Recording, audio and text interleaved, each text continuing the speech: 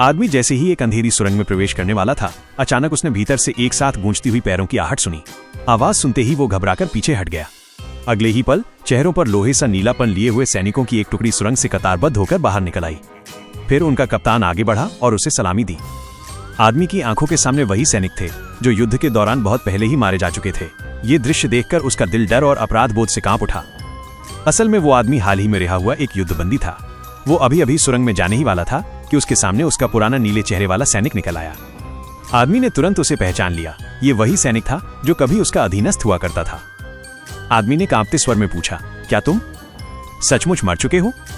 सैनिक बोला, मैंने कभी नहीं सोचा था कि मैं मर चुका हूं। मैं तो घर लौट आया हूं। माँ ने मेरे लिए बिस्कुट बनाए, मैंने उन्हें खाया भी।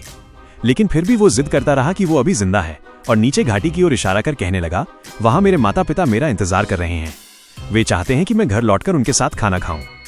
ये सुनकर आदमी का दिल टूट गया। उसने भारी मन से सच्चाई बताई कि सैनिक सचमुच युद्ध में शहीद हो चुका है। सैनिक की आंखों में आंसू थे, लेकिन अंततः वो धीरे धीरे वापस सुरंग में चला गया।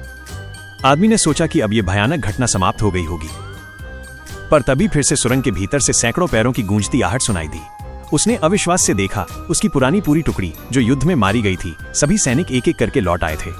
उन बेचैन आत्माओं को शांति दिलाने के लिए आदमी ने गहरी सांस ली और अपना आखिरी आदेश सुनाया।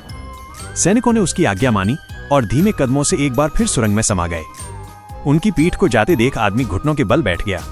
उसकी आंखों से आंसू बह निकले और वो फूट फूट कर अपने भयानक युद्ध अपराधों का